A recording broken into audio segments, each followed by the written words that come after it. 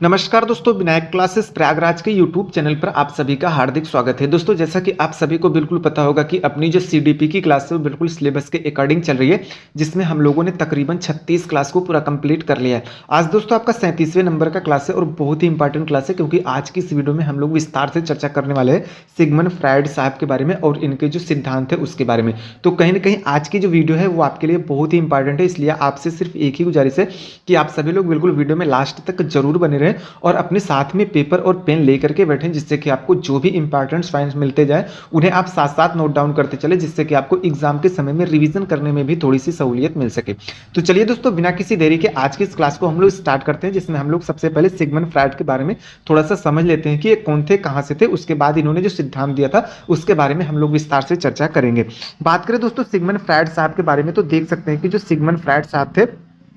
उनके बारे में अगर हम विस्तार से चर्चा करें तो देख सकते हैं कि मनोविश्लेषणात्मक सिद्धांत के जो प्रतिपादक थे वो ऑस्ट्रिया के मनोचिकित्सक सिगमंड फ्रायड साहब ही थे। इनका मानना था कि मानव व्यवहार मन के 3 स्तर यानी कि चेतन मन, अर्धचेतन मन और अचेतन मन होते हैं, तथा जो प्रत्येक व्यवहार मन के साथ जो है मानव का व्यवहार व्यक्तित्व यानी कि इदम अहम और परा अहम जुड़ा होता है। इन्हीं के बारे में आपको बिल्कुल विस्तार तरीके से पढ़ना है कि ये चेतन मन, अर्धचेतन मन और अचेतन मन क्या होता है और वहीं पर इदम अहम और परा अहम क्या होता है, क्योंकि यहीं से आपके बार बार आपके सीटेट एग्जाम में क्वेश्चन जो है वो बन जाता है। तो अगर हम इसकी चर्चा विस्तार से करें तो देख सकते हैं कि फ्रायड के अनुसार मन के जो प्रकार है वो कुल 3 प्रकार के होते हैं, यानी कि चेतन मन, अर्धचेतन मन और अचेतन मन। बात करें सबसे पहले नंबर 1 पर चेतन मन के बारे में विस्तार से, तो देख सकते हैं कि इसमें वे सभी मानसिक तत्व शामिल होते हैं जिनके बारे में एक व्यक्ति एक दिए हुए क्षण में जागरूक होता है, अतः यह मन वर्तमान के विचारों से संबंधित होता है। अर्थात दोस्तों, जो चेतन मन में आपके जो भी चीजें होती हैं आप उसे तत्काल जो है वो रिकॉल कर ले जाते हैं। जो चीजें आपकी तुरंत रिकॉल हो जाती हैं वो कहीं ना कहीं आपके चेतन मन में होती हैं। इसी को आपको चेतन मन कहा जाता है, यानी कि दिए हुए क्षण में बिल्कुल चीजों को निकाल लेना, चीजों को समझ जाना कि हमने ये चीजें बिल्कुल अपने चेतन मन में रखी हुई, यानी कि आप कोई भी वस्तु के बारे में बिल्कुल सोच रहे हैं और आपको वो चीजें बिल्कुल याद आ जा रही हैं, तो वही आपका चेतन मन हो जाता है। बात करें दोस्तों नंबर 2 पर अर्धचेतन मन के बारे में, तो देख सकते हैं कि जो अर्धचेतन मन होता है वह चेतन व अचेतन के मध्य का भाग होता है, अर्थात न तो पूर्णतः चेतन अवस्था में होता है और न तो पूर्णतः अचेतन अवस्था में होता है। इसमें जो आपकी होती है अनुभूति होती है, इच्छाएं होती हैं, विचार होती हैं, अवभाव आदि होते हैं, जो वर्तमान में तो चेतन में नहीं रहते परंतु कुछ प्रयास के बाद हमारे चेतन मन में आ जाते हैं। यानी कि दोस्तों मान लीजिए आपकी कुछ इच्छाएं हैं, कुछ अनुभूति है, कुछ विचार है जिसे आप भूल गए हैं, लेकिन आप उसे अगर याद करने की कोशिश करते हैं और लगभग याद कर ले जाते हैं तो ये आपका अर्धचेतन मन कहलाता है। यानी कि आप चीजें तो भले भूल गए लेकिन आप चीजों को कहीं ना कहीं रिकॉल कर पा रहे हैं, तो यही आपका अर्धचेतन मन में चीजें जो है वो चली जाती हैं, तो आप उसे जो है रिकॉल कर ले जाते हैं। वहीं पर दोस्तों नंबर 3 पर बात करें तो देख सकते हैं नंबर 3 पर आपका आ जाता है अचेतन मन, यानी कि चेतन का जो शाब्दिक अर्थ होता है चेतना से परे, अर्थात जो भाव, अनुभूतियां, इच्छाएं, आवश्यकताएं पूरी नहीं हो पाती हैं वे जो हैं अचेतन मन में चली जाती हैं, वे समाप्त नहीं होती हैं परंतु उन्हें हम भूल जाते हैं और हमारे याद करने के बाद भी याद नहीं आती हैं, ये जन्मजात होती हैं। तो पहला क्वेश्चन आपका यही बन जाता है कि कौन सा मन जो है वो जन्मजात होता है, तो आपको उत्तर में बिल्कुल सही करना है कि अचेतन मन जो होता है वो जन्मजात होता है। दूसरे नंबर पर आपका यहाँ से क्वेश्चन ये बन जाएगा कि वह कौन सा ऐसा मन है जिसमें हम चीजें तो याद रखते हैं लेकिन हम याद करने पर भी नहीं याद कर पाते, अर्थात ये देख सकते हैं कि हम भूल जाते हैं चीजों को लेकिन उसे हम याद करने के बाद भी याद नहीं कर पाते, क्योंकि ये सारी चीजें हमारे अचेतन मन में चली जाती हैं। तो दोस्तों देख सकते हैं कि चेतन मन, अर्धचेतन मन और अचेतन मन आपको मैंने विस्तार तरीके से बता दिया, यहीं से आपके क्वेश्चन बनेंगे। उम्मीद करते हैं कि चीजें आप अच्छे तरीके से समझ करके नोट डाउन कर ले होंगे। अगर आप इन चीजों को नोट डाउन न किए हो तो आपको मैंने बिल्कुल समय भी दिया हुआ था, आप इसका स्क्रीनशॉट भी लेकर के रख सकते हैं। अब दोस्तों वहीं पर हम लोग विस्तार से चर्चा करें फ्रायड के अनुसार व्यक्तित्व के जो प्रकार थे, यानी कि इदम, अहम और परा अहम के बारे में, तो यहां से भी आपका क्वेश्चन बन जाता है। नंबर 1 पर आपका आ जाता है इदम, यानी कि इदम की जो प्रवृत्तियां होती हैं वो जन्मजात होती हैं। ये आपको पॉइंट बिल्कुल याद करके रखना है, यहीं से आपके क्वेश्चन बनते हैं। तो इदम की जो प्रवृत्तियां होती हैं वो जन्मजात होती है, यह आनंद के नियम पर चलती हैं और सिर्फ आत्मसंतुष्टि में विश्वास रखती हैं। जैसे अगर मैं आपको एक एग्जाम्पल बताऊंगा तो चीजें आपको इदम के बारे में बहुत अच्छे से समझ में आ जाएंगी। अगर हम एग्जाम्पल की बात करें तो देख सकते हैं कि पापा की जेब में पैसे देखने के बाद करने को बोलेगा कि चोरी कर लो, यानी कि आप पापा के जेब में पैसे देखते हैं तो जो इदम होता है वो कहीं ना कहीं आपसे कहता है कि कोई नहीं देख रहा है, चोरी कर लो। तो ये इदम जो है वो इसकी प्रवृत्तियां जो होती हैं वो जन्मजात होती हैं, क्योंकि ये हमेशा आपसे बार बार यही कहेगा कि पापा के जेब में पैसा रखा है, इसे आप चोरी कर लो, ये आपका इदम आपसे बोलेगा। लेकिन अगर वहीं पर हम अहम की बात करें नंबर 2 पर, तो देख सकते हैं कि यह हमारे सोचने का तार्किक तरीका होता है, जो हमारे जो कि परिस्थितियों के द्वारा विकसित होता है, अर्थात यह वास्तविकता के नियम पर चलता है। कैसे चलता है, अभी मैं आपको एग्जांपल दूंगा तो ये चीज़ें आपको बिल्कुल समझ में आ जाएंगी। जैसे पापा की जेब से पैसे चोरी करते समय यह वास्तविक स्थिति को बताएगा कि जब कोई न देखे तब चोरी करो, नहीं तो मार पड़ेगी। यानी कि ये आपको वास्तविकता से बिल्कुल परिचय कराएगा कि जब आप चोरी करने जाएंगे तो कहीं ना कहीं जो आपका अहम होगा ये आपको बिल्कुल बताएगा कि कोई न देखे तभी आप चोरी करो, नहीं तो अगर कोई आपको देख लेगा तो आपको मार भी पड़ने वाली है। तो देख सकते हैं कि इदम और अहम में बिल्कुल अंतर आपको अब उम्मीद करते हैं कि क्लियर हो गया। इदम कहेगा कि आप चोरी कर लो, लेकिन अहम जो होगा वो कहीं ना कहीं आपसे ये कहेगा कि जब कोई ना देखे तभी आपको चोरी करना है। जबकि बात करें परा अहम के बारे में तो देख सकते हैं कि परा अहम जो होता है वो व्यक्तित्व का नैतिक तंत्र होता है जो आदर्शों के अनुरूप कार्य करता है, अर्थात यह नैतिकता के नियम पर चलता है। जैसे मैं आपको एक एग्जाम्पल देके बताऊं तो आपको चीजें क्लियर हो जाएंगी।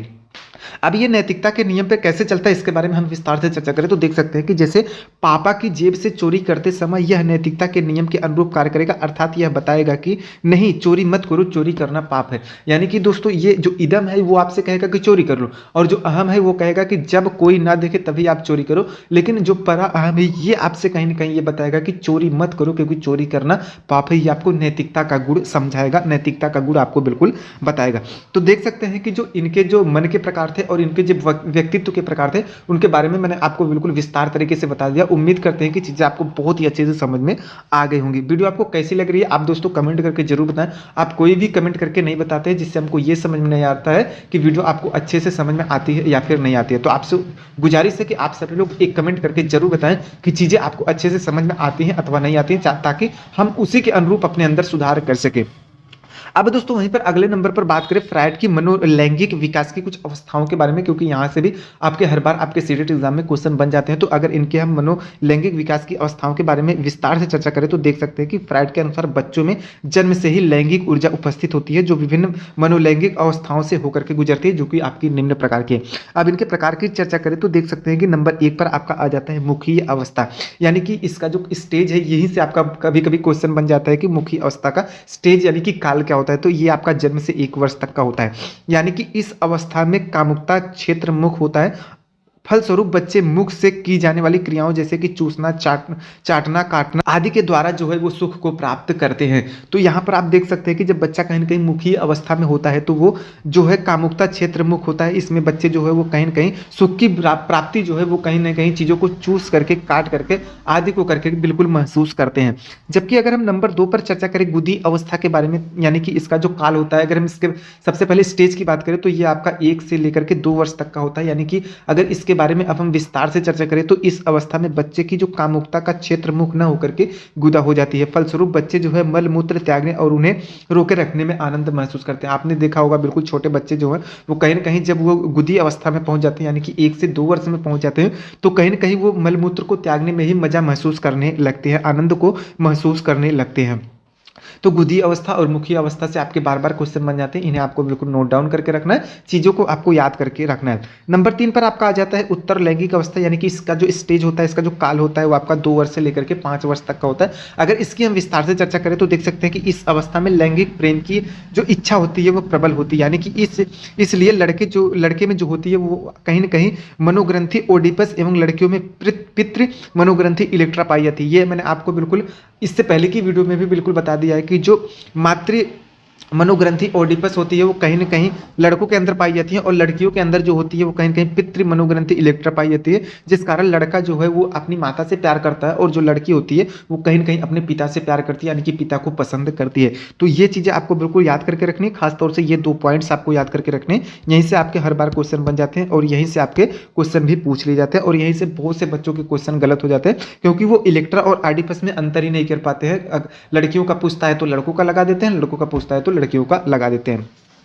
अब दोस्तों वहीं पर नंबर 4 पर हम लोग विस्तार से चर्चा करें तो देख सकते हैं कि नंबर 4 पर आपका आ जाता है सुप्तावस्था, यानी कि इसका जो स्टेज, इसका जो काल होता है वो 6 वर्ष से लेकर के 12 वर्ष तक का होता है। यानी कि इस अवस्था में बालक जो है वो सामाजिक कार्यों की ओर केंद्रित हो जाता है। इस काल में बालक जो है संज्ञानात्मक कौशल और सांस्कृतिक मूल्यों को ग्रहण करता हुआ अपना क्षेत्र जो है वो कहीं ना कहीं विस्तृत करता है। यानी कि बच्चा कहीं ना कहीं समाज में आ गया तो कहीं ना कहीं वो अपने समाज को डेवलप करेगा, चीज़ों को उस अनुरूप सीखेगा जिससे कि उसके समाज में उसकी ग्रोथ हो सके, क्योंकि वो कहीं ना कहीं अब संज्ञानात्मक कौशल और सांस्कृतिक मूल्यों को बिल्कुल ग्रहण करना चाहता है। वहीं पर दोस्तों नंबर 5 पर बात करें तो देख सकते हैं कि नंबर 5 पर आपका आ जाता है जननेंद्रिय अवस्था, यानी कि इसका जो स्टेज, इसका जो काल होता है वो आपका 12 वर्ष के बाद का होता है। यानी कि 12 वर्ष के बाद अगर आप कहीं न कहीं चले जाते हैं तो आप जननेंद्रिय अवस्था में चले जाते हैं। अब इसके बारे में हम लोग विस्तार से चर्चा करें तो देख सकते हैं कि यह मनोलैंगिक विकास की 5वीं व अंतिम अवस्था है, जिसमें बच्चा जो है विपरीत लिंग के प्रति तीव्र आकर्षण महसूस करता है। यानी कि अगर लड़का है तो वो लड़की के प्रति आकर्षण होगा और लड़की है तो कहीं न कहीं वो लड़के के प्रति आकर्षित होगा, क्योंकि ये जननेंद्रिय अवस्था है, ये 12 वर्ष के बाद लगे होते हैं और बच्चा लगभग कह सकते हैं कि किशोरावस्था में बिल्कुल पहुंच चुका है। अर्थात आप यहाँ पर देख सकते हैं कि लड़का जो है लड़की को तथा लड़की जो है लड़का को पसंद करने